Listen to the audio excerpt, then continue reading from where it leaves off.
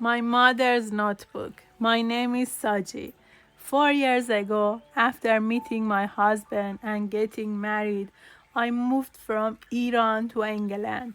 I now live with him in a town called Stockton, a quiet, rainy place that often reminds me of northern Iran, especially the city of Rasht, where I come from, my hometown, and where all my childhood memories and family are deeply rooted. I am third child in my family, a daughter who was always very close and emotionally attached to her family. I never imagined that one day I would be so far away from them with such distance between us. Since coming to England, it feels as if a piece of my heart stayed behind with them. Every day I tell myself, I wish I were closer. I wish this distance didn't exist. But distance is not just distance. Sometimes it feels like helplessness. In these days, when news of war and concern from Iran reaches us, this distance feels heavier than ever. Communication is not always easy. Sometimes the internet is cut off. Sometimes voices reach me late. And those silent moments are more painful than anything else. Even flights to Iran are not available, so I cannot return home to ease this longing, even for a short while. It is not easy to express this situation and this level of longing. Here is England. Making a call is just a bottom away, but there, even a simple call can turn into waiting, praying, and worrying. This difference is not easy to understand. My mother, Afsar, writes every night. She has a notebook where she writes about her daily life, about Rasht, about home, about my family, about conversations she hears, old memories, and her longing for me. One day she told me, I wrote these memories for you, especially for you, so that you can hear my voice in my words, so that you know how much I miss you, and how every night I leave you again through my writing.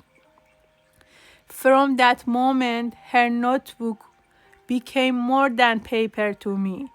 It feels like her voice continuing in the silence of the night. Now that notebook is more precious to me than anything else. It is not just paper. It feels like a piece of her heart bursting through words. Sometimes I imagine her sitting alone at night, the house quiet, writing under dim light of the night. Maybe she writes about a day she missed me. Maybe about news that worries her heart. Maybe about a night she couldn't reach me. Maybe about dreams she keeps hidden inside her. I think if I read those notebooks, I will come to know my mother all over again. I will understand what she went through in the days we were apart. How many times she smiled. How many nights she couldn't sleep peacefully. And what dreams she quietly held in her heart. I have not yet read my mother's notebook, but I am certain that when I open it, I will not just see words, I will hear the sound of her heart.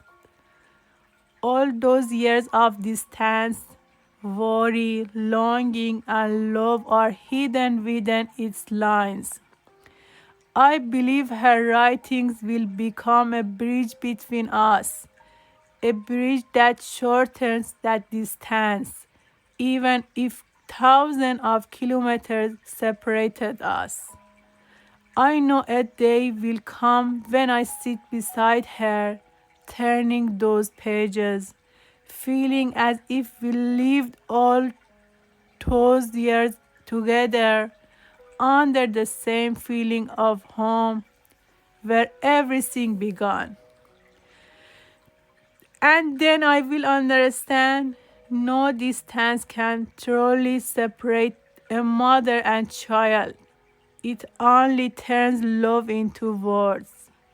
Sometimes I think I wish every child had a mother's notebook so they could truly know their mother's heart and understand the love that is never spoken out loud. And I realized that home is not always a place. Sometimes it is simply the voice of mother who writes. Saji.